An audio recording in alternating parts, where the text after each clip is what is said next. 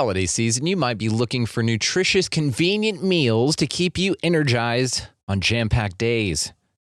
Factor, America's #1 ready-to-eat meal delivery service, can help you fuel up for brekkie, lunch, or dinner with chef-prepared, dietitian-approved, ready-to-eat meals delivered straight to your door. They just drop them at your door, people.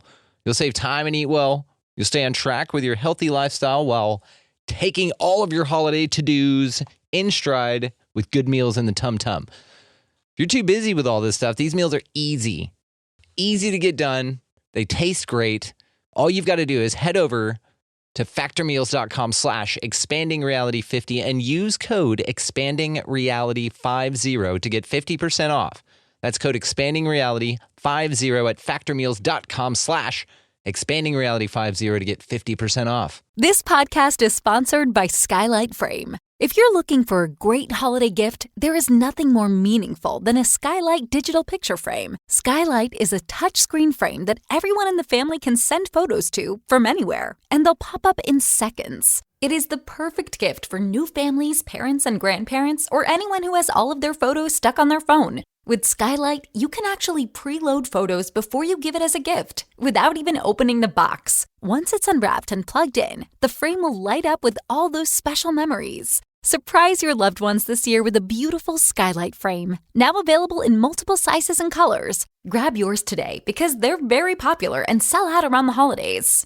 For a limited time, you can get $15 off your purchase when you go to skylightframe.com/Mary. That's right. To get $15 off your Skylight frame, just go to skylightframe.com/Mary. That's SKYLIGHTFRAME.com/Mary.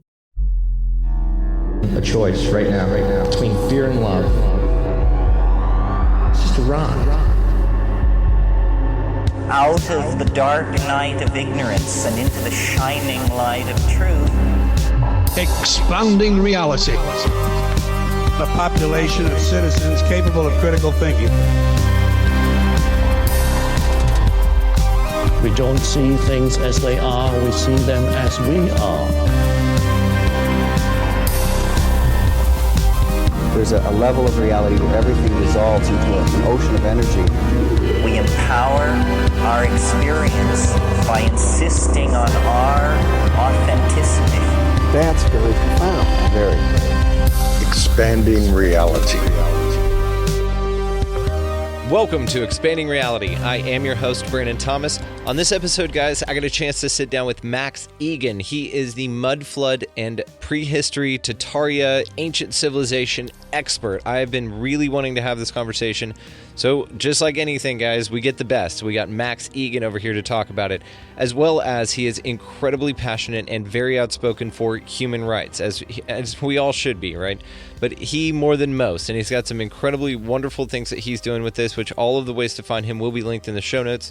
Please check him out, but without any further ado, Max Igan. All right, everybody, you may or may not have heard of the Great Mud Flood or Tartaria, but we have the expert on to talk to us. Whenever we come at you with something like this, I want to get the best person in the field, and we have it today. So introducing to my audience, Max Igan. Max, how are you, buddy? I'm good, brother. Thanks for asking me on. Nice to be here having a chat to you. Man, you are awesome. I've seen tons of your movies. I will, of course, be linking all the ways to find you down in the show notes. For my audience that doesn't know too much about you, would you mind just telling us a little bit about yourself? Musician, activist, sort of thrown onto this path out of necessity like everybody else. I mean, it isn't a sort of a path that you choose out of a career choice, but it kind of needs to be done. So, yeah, I've kind of lived on the outside of society most of my life, and it's given me kind of a unique perspective, and I've traveled a lot, and it got to the time where you can't really sort of see all this stuff and not speak about it. So here I am, you know. But yeah, just a regular guy, really. I mean, nothing special, but just a musician. So, like I said, I've always lived pretty much on the outside of things because a musician is a kind of a weird lifestyle. But yeah, I mean, and here I am trying to make a difference like everybody else. So what compels you to want to get this kind of information out there? Freedom. I mean, it needs to be done. It just needs to be done. You can't know this sort of stuff and not talk about it. When you see it and you see the significance of it and the importance of it, and you see where we're going. I mean, the only way we can stop where we're going is through public awareness and people getting involved and getting active in their own lives and standing up for themselves. So, I mean, it's a point of necessity. I mean, I've got a son. He's like 25 now. And I owe it to him. I owe it to all the people who come after me to hopefully leave the world a little bit better than the way I found it.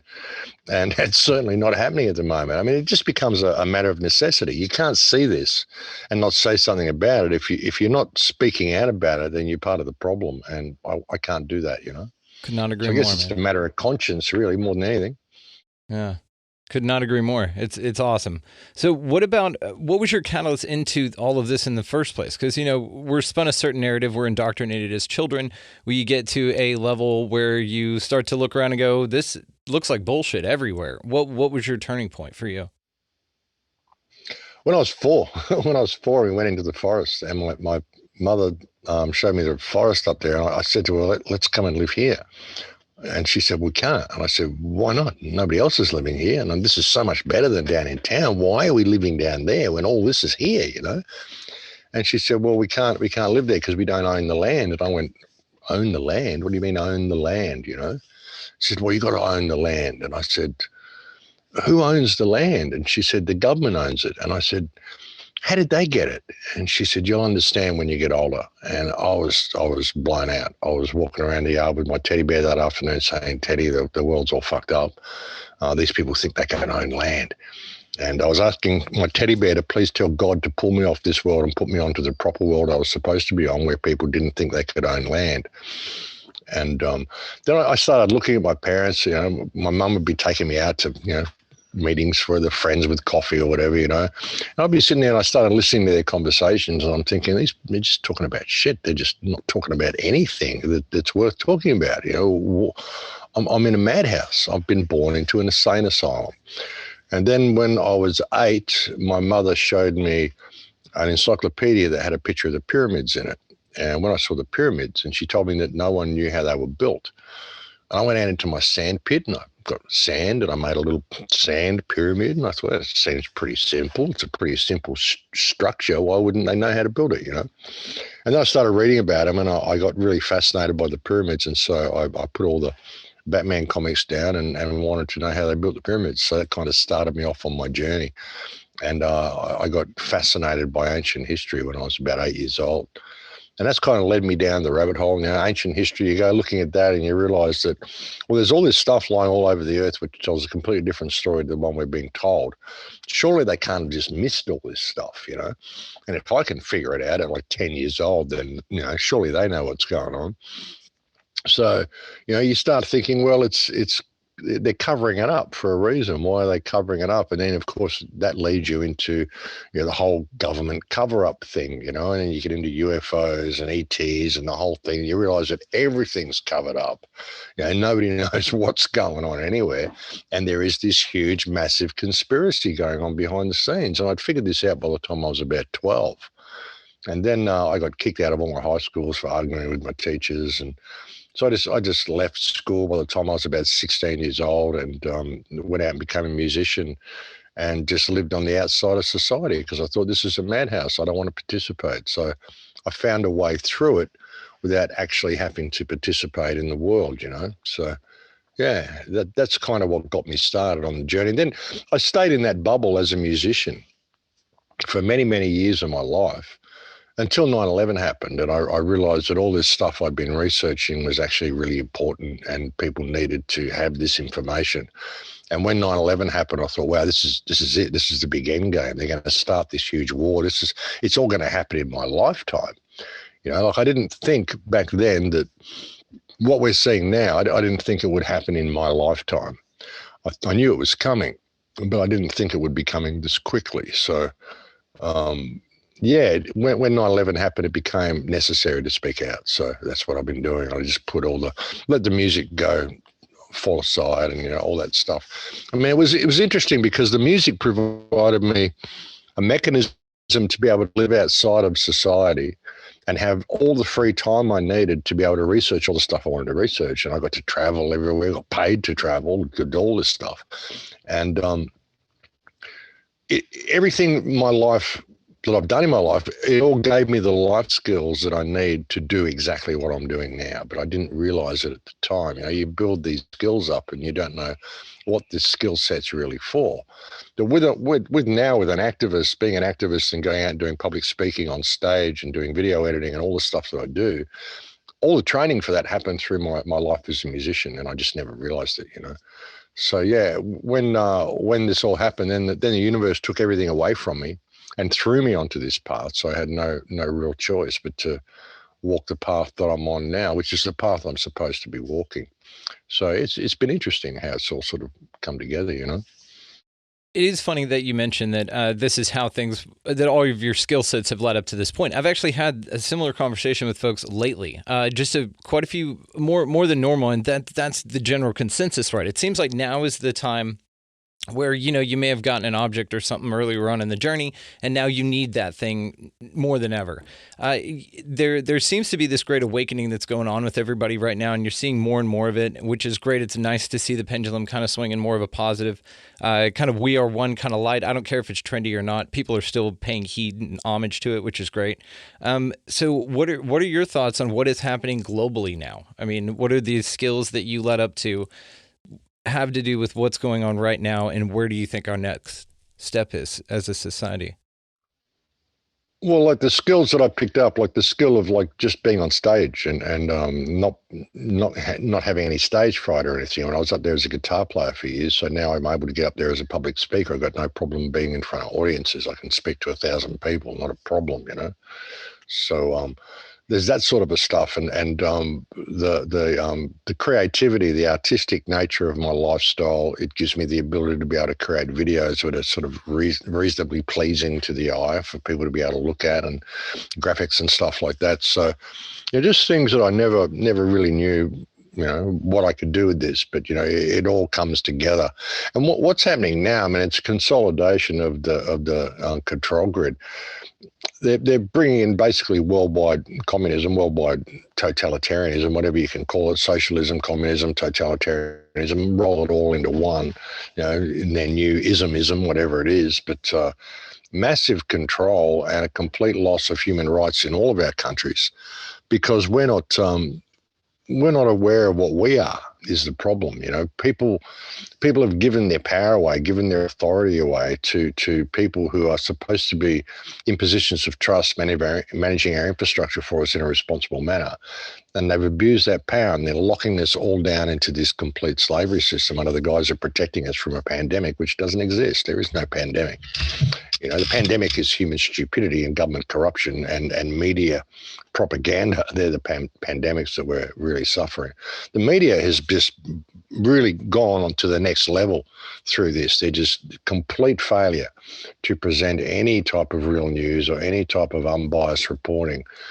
Totally one-sided. It's been disgusting to see. But we're on a knife edge at the moment. We're in a really, really dangerous position. And if people do not rise up and push back this year, we're going to be moving into a pretty dystopian future, and it's going to be extremely difficult to extricate ourselves from it, for future generations to be able to extricate themselves from it, because you're going to have no reference point of what freedom actually looks like, because it's fast disappearing. And a lot of the old people are dying through COVID, of course. That's why they want to give the jabs to all the old people, get rid of all the old people, so there's no memory of what the world was actually like. Yeah, no wisdom. For these, yeah, get rid of all of that. So it's a really, really pivotal point, and it's a really, really important time, and people have to stand up and get active right now. They really do. If they care about their future or their children's future, they've got to get active right now, because the window is swinging shut, and this is the last opportunity we have to establish freedom. So it's been extremely important. That's why I've put so much focus on this in the last 18 months. I mean, I haven't talked about virtually anything else except COVID and what's been going on in the world, because it's just so important. I mean, this is the end game. This is it. And I've wanted to do shows about history and all of that sort of stuff, but I've kind of felt guilty. I mean, the people who are controlling the world don't lose focus on what they're doing. And as much as I want to talk about, the pyramids and history and try to find out what actually happened, and I mean, I find it all fascinating and I love the topic, but with what we're facing, I mean, it's hard to sit there admiring the waterfall when there's a flood coming from behind you that's going to wipe you away. You've kind of got to pay attention and get a little bit of focus on the flood. So it's been a hard 18 months. But I mean, a lot of people are rising up. A lot of people are pushing back. A lot of people are seeing it. But the more they do, the more brutal things get. I was just watching a video before of the police pepper spraying a 12-year-old for not wearing a mask, and with the parents there, and there's a 12-year-old girl, and just disgraceful stuff that these cops are doing, and just to push the brutality on the people to make it as brutal as they can and get it on camera so people will be scared to stand up in their own communities, So it's really going to the next level. If they're prepared to do that, against pensioners and children, well, it's basically a declaration of war against the people. And that's the situation that we're in. So, people have got to rise up. They've got to push back. They've got to stand up before we lose our world completely. And I do want to talk to you about Tartaria and stuff like that, but let's spend some time on this, man, because I can hear how passionate you are about it, and I really want to make sure that you feel like your time is being spent valuably here. So I tell you what, man, it sounds a little bit like what you want to do with history and stuff is more of a leisure thing. It's more of like something that you have a heart for, and you really want to do that. But what's going on now is more important to you to get the message out. So therefore, you've sacrificed that which you choose to research over what you feel that you must research to get out the word. And so it's almost like it's a self-sacrifice. You're sacrificing what you'd rather do to do the more important thing for humanity. And I find that very noble, man. I think that's really cool. Well, they're both important, though, is the thing. I mean, we've got to understand our history to know how we got here, because, if we don't understand where we came from, how do we ever understand where we're going? The thing is, when you start looking at Tartaria and you start looking at the mud flood and you start looking at what we actually had, it's profound, because, I mean, we had incredible artistic, creative societies with free energy, and it was in a world of abundance where we all got along fine with each other. We saw we had different cultures and different creeds and different races, but there wasn't any of this animosity. There wasn't this feudal culture that we're told was there. We've been taught this history, which teaches us we've always been at war for thousands of years. We've been vying with each other for power and energy and all this sort of, it's all bullshit. It's all complete rubbish. And when you realize that what we actually had and what we've been led into now and where we've been led into from this, it's kind of freaky. I mean, it's really freaky to see, how free we actually were and how completely enslaved we are now. And, it's important to understand history and it's important to know where we're going, but by the same token, it's important to keep focus on the fact that there's a clear and present danger that needs addressing right now. And if we don't address that, if we don't deal with this situation, this is something that I was saying to people a couple of years ago, all the people arguing over the shape of the earth or arguing over, history and all of this sort of stuff. I'm saying, listen, in a couple of years from now, the internet is going to be so censored that you're not even going to have a chance to research the stuff you want to research. You're not even going to be able to look into Tartaria or the mud flood or history or any of the stuff you want to research, because you're not going to have access to the internet because you didn't pay attention to what was happening right around you while you were doing all this stuff.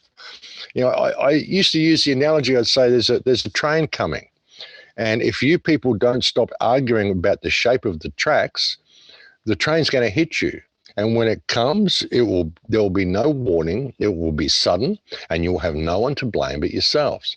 And that train hit us when COVID came out last year. That train is now here. We're at the station. And there's been no warning. It's sudden. And with what they're doing with cyber polygons, soon they're going to shut most of the internet down. They're going to shut most of communication down. You're going to need biometric scanning to even get online. So how are you going to research all this stuff? How are you going to research ancient history? How are you going to research any of the stuff you want to research and go down any of the rabbit holes you want to go down because you didn't pay attention to what's happening around you right now? It's important to pay attention to your surroundings. That's what I've been trying to say to people, So as much as I want to do that, sure, I mean, I can do it. I could sit there and I could research history for the next 6 months, next year. But then I won't have the internet to be able to research history because I didn't pay attention. You know what I'm saying? So that's the problem that we face. I mean, with what they're going to do with Cyber Polygon and the biometrics they want to bring in, because that's the plan. They want biometric scanning for everything. So they've been sort of conditioning people with, your fingerprint scan or your retinal scan or your facial scan to sign into your laptop, all this sort of crap. They're trying to condition people to do this. When they shut the net down, and they've been priming us now, saying, the BBC was hacked and the pipeline in the United States was hacked and we've got banks over here being hacked and it's the hackers. Oh, my God, the hackers, But of course, hackers can do that. You can't run a beef industry without a laptop, of course, So, this is the way they program it. So the hackers do all this terrible stuff. So, of course, when the things shut down and the infrastructure shuts down and we have all these terrible catastrophes and the food industry goes down or the transport industry or whatever, they'll blame the hackers. And they'll say, well, of course, we're going to have biometric scanning so that we know everybody who's getting online to protect us from the hackers, And people go along with it. Oh, why don't you want to have your biometrics scan? What do you got to hide, That whole same scenario that they push out there. So, once that happens, and I sign online as Max Igan, well, my biometrics is going to be linked up to every single thing I've ever done online. Back to your MySpace pages and it's all still there. Everything is all still there. Everything you've ever done online is still there. Once they get your biometrics in there and they've got you biometrically identified, everything you've been doing online for the last 20 years, it's all going to be there on your file. So they'll know exactly who you are. They'll know who the dissidents are. They'll know who the operatives are or whatever. So be able to get rid of all these people. Move them all over there, put them into the concentration camps that they're building, which are quarantine camps, of course, not concentration camps, quarantine, just to keep us safe, So you can see how they're going with this, and you can see where it's going. So there is a clear and present danger. And if we don't deal with this, we're not going to be able to research history. We're not going to be able to research anything. And all of that stuff that's come out now, the kids that are coming up won't have any concept of it because there won't be anybody here that can present them the information, because most people were so focused on their tunnel vision and going down these rabbit holes and looking for all this stuff that they never paid attention to their surroundings, I mean, and it does that to you. It sucks you in. It gets you really fascinated and you get tunnel vision and you're not noticing what's going on around you. And I get like that when I get really involved in history. I don't notice anything else. I'm just looking down this rabbit hole and finding out all this fascinating stuff, which is great. And it's great to know and it's great to find out. But like I said, there's a clear and present danger and we've got to deal with that. And a lot of this stuff is just red herrings to lead you away from that focus that you should have. And just look over here. It's all interesting, pretty colors, bright lights, whatever, interesting. Don't look there. This wall that's being built around you while you've got your head down this rabbit hole looking into your laptop. There's a prison wall being built around you and you're not noticing it. We need to notice that wall, I think. Great point. Great point. Absolutely. So I am interested though in what you said about the camps, because we've heard about these camps. What do you think the steps of how this is playing out? What's the next thing that we can expect beyond the biometrics? Because in my mind, if a hacker's a hacker, they're going to figure out a way around whatever institution they have managed to come up with to keep under the guise of keeping them out, which would probably be just another psyop to track everybody, right? It's not for that reason. Yeah. They're their own hackers, mate. The CIA are the hackers. I mean, they do it all themselves, But what they're doing with these camps, they're building quarantine camps around Australia and they're building quarantine camps in Canada. You've already got FEMA camps all through the United States. They're rolling out now, they're saying we're going to have a segregated society and discriminating against people. But they're saying, it won't be discrimination because these people are choosing not to get vaccinated. So it's not discrimination, it's their choice, And that's what it'll be. They're going to say, well, because they're talking about rolling out the military here in Australia because the vaccine rollout has been so bungled. The government bungled the vaccine rollout, which is why only 4% of Australians have had the vaccine. No, it's because nobody wants the vaccine. Yeah, exactly. They haven't bungled the rollout, So the military is going to roll this out. And what they're going to do is they're going to say people who don't have the vax must go into quarantine, probably is what they'll do. And then they'll put you in these quarantine camps. They'll take you off and put you in these concentration camps. And of course, because you're infected, you may be dangerous. We don't want you escaping from the quarantine camps. So we better put guard towers around the quarantine camps. And of course, because it's infectious diseases, we better put a crematorium there, so we'll have ovens there as well. So you've got a beautiful little death camp. You know what I mean? And this is the way they can do it. And all the population out there will say, oh, they're the anti-vaxxers, they're the wackos, the nut jobs, who think that it's a government conspiracy. These people are dangerous misinformation, and, they deserve what they get. I mean, you can imagine the public will just let it happen, and that will happen in all of our countries. And once people start dying from the vaccines, which they're going to start happening soon, as we're coming into winter and the seasons change, you're going to have people start to have bad immune responses to these vaccines. And that's when they'll shut the net down so that we don't have the communication to be able to tell each other what's going on, how many people are dying. And of course, they'll say there's a new wave or whatever, and it's the unvaccinated people that are doing it. So we've got to get these people and put them in the camps, put them in the quarantine camps to keep the rest of you safe, And the people out there will just believe it. They'll believe the government is protecting them and that we're all wackos and nuts and anti-vaxxers and all the shit that they do. So that's the next step. But they're talking about doing that around about end of July or August, I would expect. Even by the end of August, I would not be surprised if we're in full-blown martial law in this country with military out on the street and people not able to travel anywhere, and checkpoints, and the whole world turning into Gaza Strip, basically, which I've said for years. If we don't deal with the moral dilemma of Palestine, then the way of Palestine will be the way of the world. What you see in Palestine is a system of warehousing and surplusing human beings, and that's exactly what we're seeing in our Western countries now. And that's the model that they're basing it all on. So just look at Gaza and West Bank, and that's where we're going. Yeah. Well, with the understanding that all of this stuff is being rolled down, there is definitely a nefarious action going on here. Do you leave open the possibility that this stuff is just to scare us and to get us scared, and that there's some sort of energy farm here that's just farming basically our energy, or I've heard it referred to as loosh, and therefore this isn't actually going to roll out, it's just something that you're being scared by, and therefore you provide energy to a system to keep feeding the system to keep scaring you? Or do you think that this is it? Do you think that this is this is the next thing that's happening? I think it's the next thing that's happening. I mean, the whole concept of harvesting loose energy and stuff, I mean, yeah, but they are building these camps. They are building huge quarantine camps everywhere.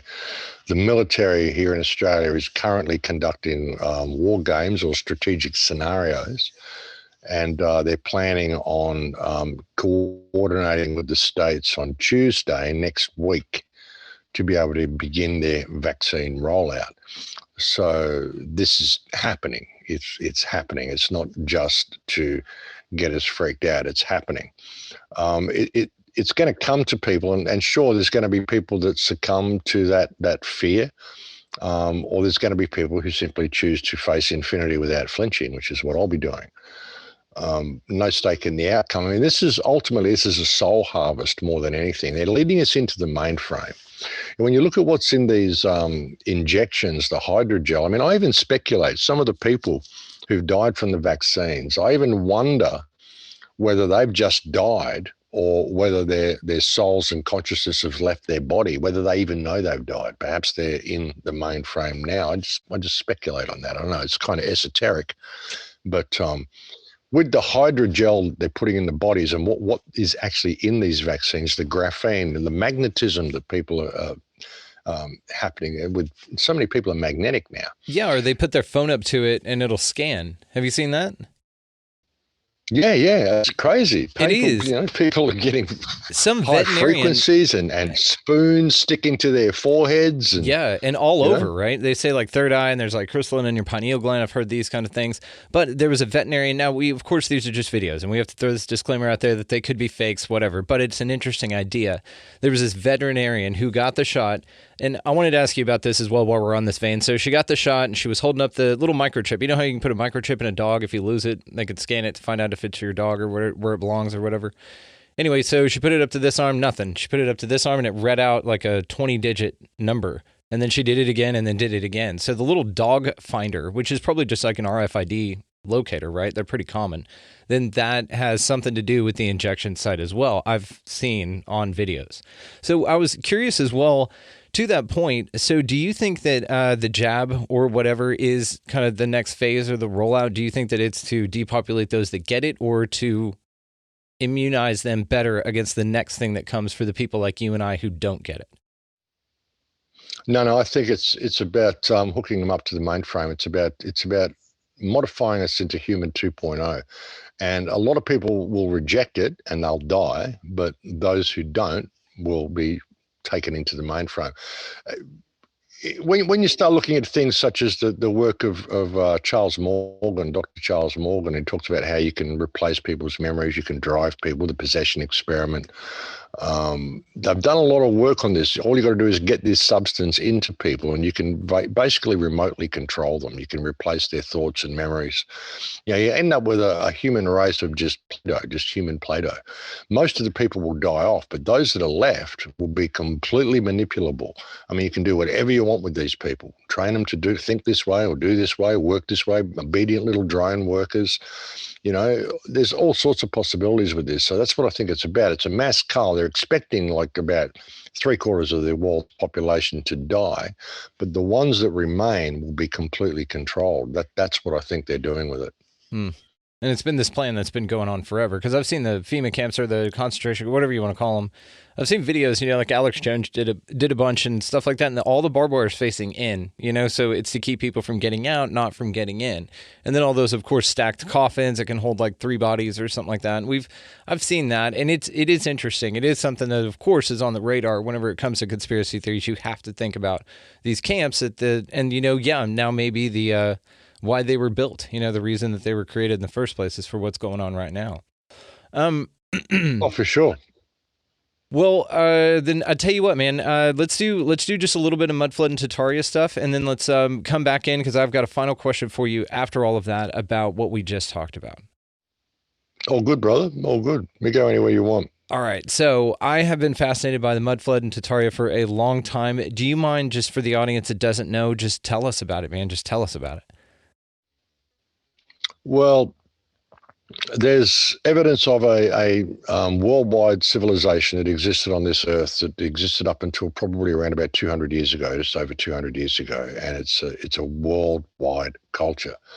The thing about history, you go looking around the world, and I've gone and traveled all over the world, gone to ancient sites to try to get the ancient information about the ancient stuff, and you never realize that it's right here. It's right here in Sydney, in Brisbane, and Adelaide, and it's in Seattle, it's in San Francisco. You don't need to go to Egypt to look at the pyramids. You've just got to go and look at your own cities, and you're going to find that there's certain buildings there with certain architectural qualities which are completely different to what else everything else you see in your city. And you think, oh, that's just the old way they did things. But when you start looking a little deeper, you will know it's not just the old way they did things. It's actually a previous culture that existed here. And the interesting thing is, like, the giveaway is government buildings and churches. Government buildings all have the big pillars out the front. They've got the little triangle tops on them. They've got certain gargoyles and things that are there. These are in all countries. Why would you have these same buildings in the Philippines as what you've got in Greece, as what you've got in Japan, as what you've got in even in China? In countries where you wouldn't expect to see these types of buildings, you've got the same Roman Greco style, which we're told is Roman Greco. These buildings, these are not Roman Greco, these are Tartarian buildings. And what you realize is that there was an ancient culture that existed on this earth, and about 200 years ago it got wiped out from however it happened. Something happened. something major that we're calling the mud flood, for want of a better word. And what we're finding is that there's buildings all through the world, right through Europe. We found them, the first ones we found were in Europe, and we realized that it was happening in Russia, and then it was all the way down to Italy. So there appeared to have been some sort of mud flood that went across Italy, where you've got an entire level which is buried beneath the ground. Like when I was in Holland, they were digging out this building in Holland to put in new foundations, and they found a whole rooms and bedrooms and windows and doorways and everything down below the ground. Well, what's that doing there? It's not just a basement, you know, and they're finding this is in so many places. There's a whole about 12 feet of stuff that's covered, and then they just put in new roads and put in new doorways and pretended that there was nothing below the ground. And it's the same in Seattle.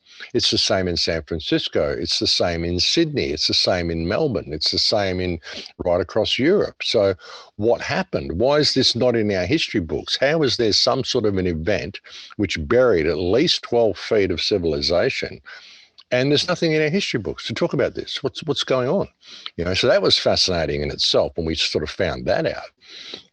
And then you start looking at the architecture and you realize that, you know, this is the same architecture. It isn't just built the same way. It's the same architecture built by the same people. You know, there's certain things, there's little nubs on some of the buildings, these little protrusions, and there's certain things that are built in certain ways that you go, well, hang on, that's the same as what I'm seeing here in Greece. This is the same as what I'm seeing in Sacsayhuaman in Peru, and it's the same as what I'm seeing in London, and it's the same as what I'm seeing in Sydney, and it's the same as what I'm seeing in San Francisco. What are these little details doing here if this wasn't built by the same culture? So there's all sorts of evidence that this was all built by the same culture. It was a worldwide culture that existed on this earth. And you'll find maps. I mean, there's so many maps that show Tartaria, which is virtually most of the European continent was Tartaria. And you'll find that the maps change as well. So if you look at the color coding, you know, different nations have different colors, and you know that that's all part of the same sort of culture.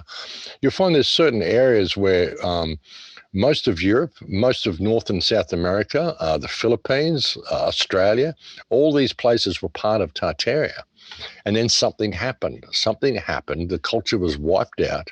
The earth was flooded by some sort of a layer of mud, some sort of a layer of soil. And then they repopulated the world with children around about 1880. And they taught them whatever history they wanted to teach them. And all you've got to do is look up orphan trains and look up foundling homes and the stuff that happened around circa 1880. You'll find that there was 300,000 children sent from east to west across the United States. They were raffling babies in 1915. They were having baby raffles. So around about 1880 to about 1920, they repopulated the world with children, hundreds and hundreds of thousands of children. Where did they all come from?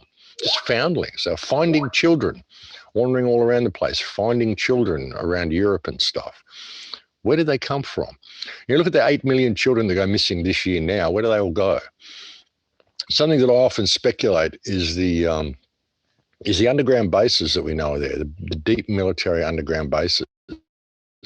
And you look at the timeline we're given for the Industrial Revolution, you know, 150, 200 years ago, we're supposed to have this big Industrial Revolution, invented the steam engine, all sorts of bullshit that they tell us, and suddenly we were able to do all this incredible stuff, you know. Well, do people really believe that those deep underground bases were constructed during that time? In the last 200 years, we've had the technology and the know-how and the manpower to be able to build those huge underground bases. And even not even the underground bases. Look at the sewer system in San Francisco. Incredible sewer system, multi-level, huge brickworks and tunnels. And when was that built? Who built that? Well, when the wagon trains came out and populated California in the gold rush and all that sort of shit, running out there to claim your land. Yeah, we're building this shanty town, San Francisco. We just thought we'd build this mega sewer system beneath the ground because we're going to need it in the future, you know? Who built that? Who built that? It wasn't built by this culture, you know? Why you got aqueducts across the country in Arizona? Where'd they come from? Those European-style aqueducts. And they say they built them to bring water to the Indians. What, they were wiping the Indians out? Why were they bringing them water, you know? So none of it makes sense. None of it makes sense. But you look at the underground bases and you think, well, where did the children come from? Did they come from the underground bases? Is that where all the children go when they're disappearing? An interesting thing is when you go to Germany, go to Europe, and the story of the Pied Piper of Hamelin. When the Pied Piper came, he took the children and he took them into a cave, remember?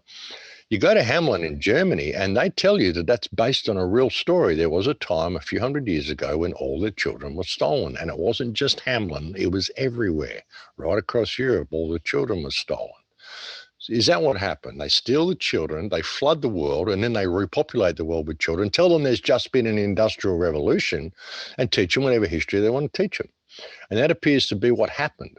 And that's as recently as 200 to 250 years ago. And it's a bitter pill to swallow. It's a hard thing to get your head around, especially for someone like me who's spent most of my life as a historian and wanted to find out what went on with history. And then suddenly I realized that, hang on, the timeline's a lie. The timeline's wrong. They've inserted 1,000 years in there, the Dark Ages. They just created the Dark Ages to push everything back in time and tell us that all this stuff that was kind of recent actually happened thousands of years ago, when it didn't. It only happened hundreds of years ago. And that's kind of a bitter pill to swallow. But like Napoleon said, history is a lie agreed upon. And it's fabricated. The whole of our history has been fabricated. And it's a difficult topic because so many people will pull out their academic books and they'll want to show you all this stuff, but it's just what's written in the books. But you look around you, look at what your eyes are telling you. Your eyes are telling you something completely different to what's written in the book. So what should you believe? It's the power of the written word is the thing. It's a spell. This is something I mentioned way back in one of my first films, how, the power of the written word, we read what's in the book and we think it's true because it's written down. It just has this power over us, but it's different to what our eyes are seeing. So there's a very different culture here, brother. There was a very, very different culture that existed on this earth. And when you realize that and you realize how we all got along together and what causes all the animosity and problems and wars and stuff in the world today, it's our pursuit of energy. Resources. We need resources. That's why we attack other countries. If we had free energy, we wouldn't be doing any of this. If we had free energy, we'd be free to pursue artistic pursuits. Look at some of the buildings and some of the incredible stuff that we had from the past. You wouldn't be building those sorts of buildings if you were enslaved to a monetary system the way we are now. You just wouldn't have the time or the want or the need to do it. But when you're in that state where you just want to create something beautiful, we're in a world now where we don't see beauty as being something useful. It's not functional. Doesn't serve a purpose. Well, hang on, it does. It makes me feel good. When I look at it, it makes me feel great when I look at this stuff, when I look at these buildings. Why build something that's just going to be there to shelter you when you could make it incredible and make it beautiful, make it into a work of art? And you'd want to do that. You'd want to pursue those sorts of things because you'd want to be all you can be, and people would enjoy it. I want to build this thing. And then someone comes along and helps me and he's got ideas. Now we'll build something even more incredible because he's got ideas I never thought of, and I've got ideas he never thought of. So people would say, well, how will we get anything done if there was no money, if there was no, well, no, people would do it because they want to do it, because that's what humans are. We're creative, expressive things. We want to create. We want beauty. We want to help each other. People are cooperative.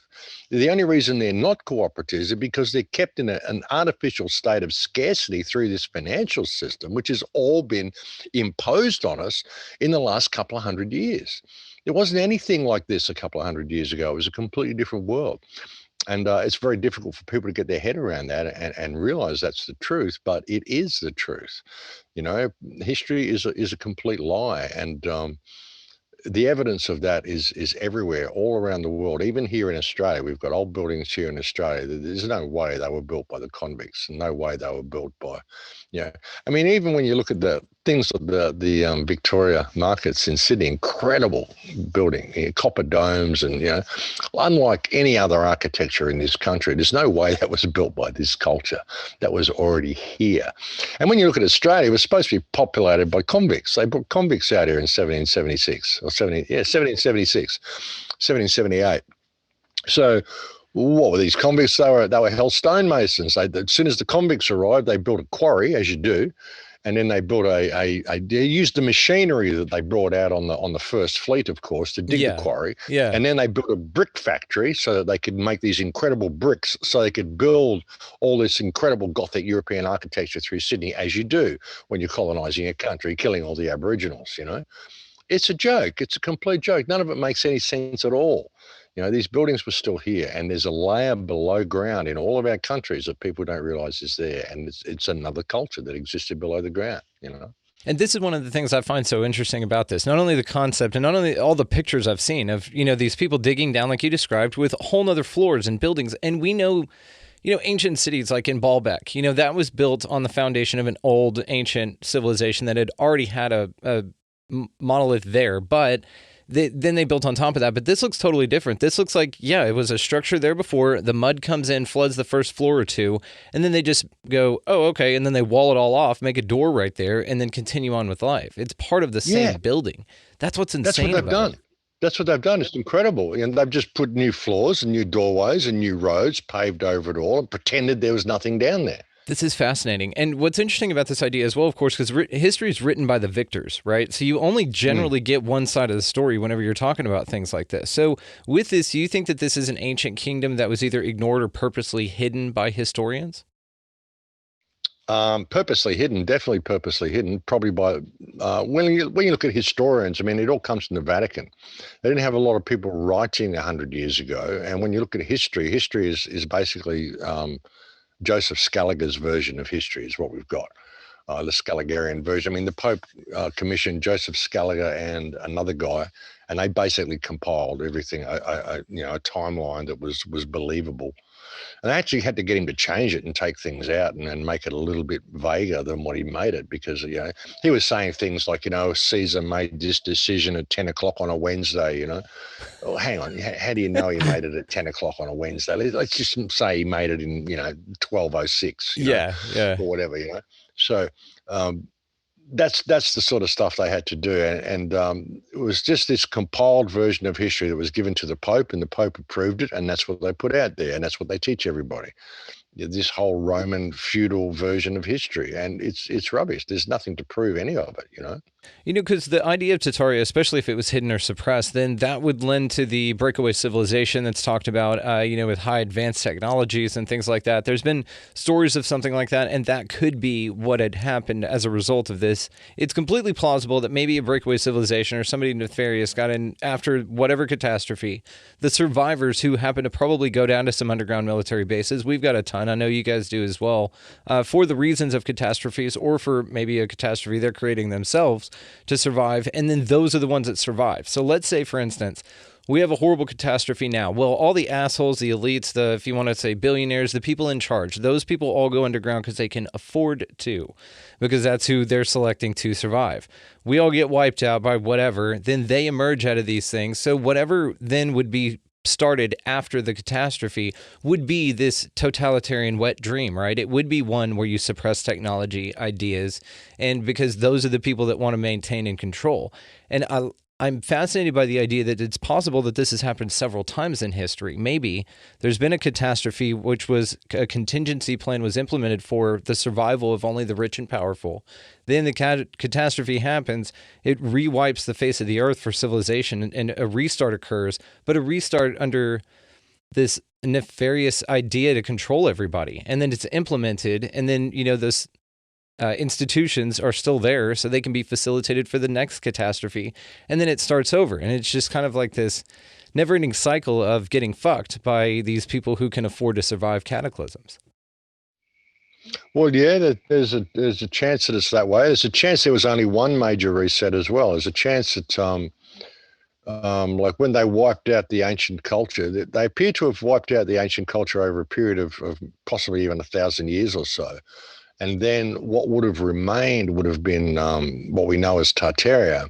And then that was wiped out about 100 years ago. That was kind of the last bastion of freedom. The world was invaded by parasites. Where they came from it's a good question, but there was the last bastion, which was Tartaria. When they managed to wipe out Tartaria, it would appear that the survivors of Tartaria probably fled to Japan, which is why Japan had their borders closed for so long. And they set up the samurai class in Japan to try to preserve their old knowledge, which is why the West went in there to basically wipe out the samurai. And the samurai still had Tartarian knowledge, it would appear. And whether this has been done multiple times, it's a good question. I mean, we don't know. But something happened. The Earth was somehow invaded by what it was. I mean, the Vedas will tell you that the Earth was overrun by parasites who resemble human kings, which was an interesting concept. The whole concept of this authoritarian system that we've got, where we've got these leaders where we don't really need them. You know, all the leaders do is fight with each other and kill us in the process. You know, all we need leaders for is to protect us from the other leaders. You know, so we don't need these people at all. They're just a bunch of gangsters anyway. It's all organized crime. You know. Well, yeah, it's a crime gang, yeah, masquerading. I often call it a multinational, multi-generational criminal cabal masquerading as a system of governments and nations. Yes, and they all work together. Yeah, that's exactly what it is. And they keep us in check by making us think that we actually need them to protect us when we don't. All we need them for, governments for, is to protect us from the other governments. You know, so get rid of the governments, it wouldn't be any problem. We go back to free energy and just doing what we want to do, you know, eating grapes and you know, having a great time, you know. That's the goal. So I'm a big fan of your idea and your activism. We're going to have to cap it here in just a little bit. I could talk to you for hours, man. So we'll definitely do this again in the future if you'll have me back on or have absolutely, yeah. It's gone quick, hasn't it? It has, man. These fly by when they're this interesting, dude. I've just got and the only reason I've got to cut it short, I've got a thing after this for another show that I do. So what I wanted to ask though is, because we did line out a likely possibility for what's going on right now with our world and the doom and gloom aspect of it. We've definitely touched on the mud flood, which I hope, and I knew that this was going to happen. I knew we wouldn't get a lot into it, but you did a wonderful breakdown on it for people to go and research it and to look up your work in particular, because you've done some fantastic work. And the mud flood in this part of history is just a small percentage of all the amazing stuff you do. So like I said, I'll link everything and all the ways to find you in the show notes. But back to what we've got, what we're facing right now. So what is a solution? What can we do? Let's end this on an inspiring note for those that wish to contribute to benefit what's going on right now. Well, we've got to stop complying with our own slavery, brother. We've got to rise up as a human species and realize that the governments are people we employ to manage things for us. We don't actually have to do what they say.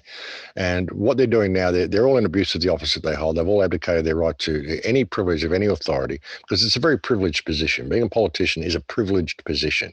They're put into a position of trust. They're all in abuse of that trust. We've got to stand up as a species, and we've got to reclaim our world and just say, no, enough is enough. We're not going to do this. You know, we're not going to allow you to destroy our society under the pretext of protecting us from a pandemic that you've never identified. I mean, it's such a fraud. So, I mean, human race has got to get off their knees, brother. They've got to get off their knees, and they've got to push back and stand up and say no collectively and support anybody that you see doing that. I mean, now's the time where you've got to pick a side and you've got to become active. And if you're not active in pushing back against this, then you're part of the problem. So it's a really, really significant time in human history, one of the most important times in human history, probably as important as when Tartaria was lost. This is the final game. This is the final nail in the coffin. If we allow them to do this, then humanity will be lost. So yeah, get up off your knees. We've got to push back, realize that we're human beings and all we're dealing with is human beings, and you don't actually have to do what you're told. You can ask questions and you can rally the people around you and you can just say no. And that's what needs to happen, brother. Yeah, it does. If it's a video game, it feels like the boss level, right? It's your final boss level before you beat the game or before the fate of everything is decided. That is what it feels like right now, and I completely agree with you. So, Max, just tell the folks out here where we can find you, and then we'll bid you adieu. Thecrowhouse.com. You'll find everything about me on thecrowhouse.com. It's an old HTML website, folks. Doesn't display well on your mobile phone, which is a good thing. Maybe that will encourage you to throw your mobile phone away, because the mobile phone is the new world order. I've been warning people about these things for years. But yeah, thecrowhouse.com, you'll find me there. I mean, I'm kicked off most places. I'm kicked off Facebook and YouTube and Spotify and iTunes and just about everywhere. But you'll find links to my stuff on thecrowhouse.com. And thanks for having me on, brother. And yeah, we'll do it again.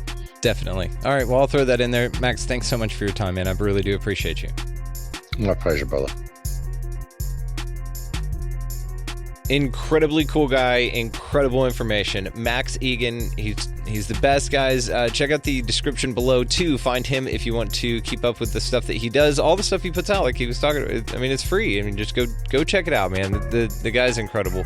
So this show you can find at expandingrealitypodcast.com. That is where the links to all of them socials will be.